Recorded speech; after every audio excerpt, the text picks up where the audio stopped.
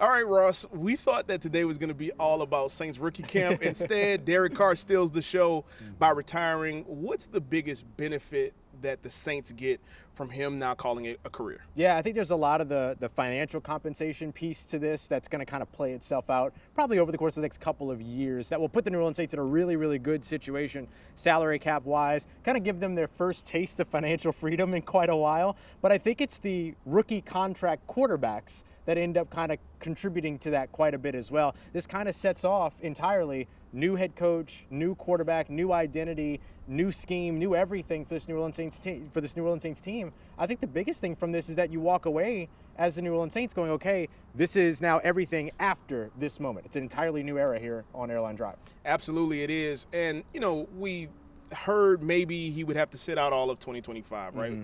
We heard that maybe he would try to play it out, or even that he was trying to force a trade. At any point, did you think that retirement was a real possibility? Absolutely not. I had absolutely no expectation for retirement to be on the table for him, unless the surgery or the injury was that bad. And so that was always kind of one of those things that you keep included in the percentages because it's possible, so you can't say 0%, as Doug Mouton likes to say. But I do think that this was a big surprise to everybody. I mean, look, the New Orleans Saints were prepared for this. They had a statement ready to go at the time that his announcement became public. But I think this one was a big shock for everybody outside of this facility. So now, obviously, the eyes go to the QB competition. And let's start with Tyler Shuck because we got a chance to see him for the first time today. Yeah. What was your impressions of what we were able to see in that about an hour inside the Saints indoor facility? Yeah, I think just seeing him on the field, I think a lot of it came down to his ability to communicate with the team. Kellen Moore mentioned that he loved the fact that he kind of stepped in and immediately assumed that leadership role. I think you saw that a bit today, helping to get players where they needed to be, being the first one set up and ready to go at the top of each set of reps and things like that. And then you can see the physical talent, of course, that comes with him. When you're 6'5" as a quarterback and you look every bit of that 6'5", that's going to stand out on the football field. We certainly see that from Tyler Shuck. And a lot of those passes that he was throwing had a lot of velocity. He had a couple of guys out there that weren't players that were catching passes that might go home with some bruises today. And so I think that those are some of the things that absolutely stood out about him. Kellen Moore says that this will be a three-way competition between Shuck, Spencer Rattler, and Jake Haener.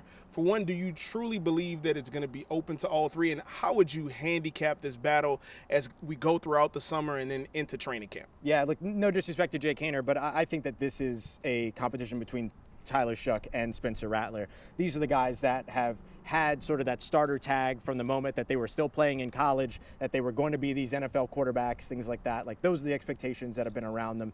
I think I would probably, if I were to give percentages, I'd probably give Tyler Shuck 60% of the shot, and then I would give Spencer Rattler 40% of the shot. And really the difference there, that kind of 20% swing, which is just really that 10% difference, really comes down to the fact that, well, Tyler Shuck is this coaching staff's draft pick. And so if the two are neck and neck, the tie goes to the runner and Tyler Shuck's the runner.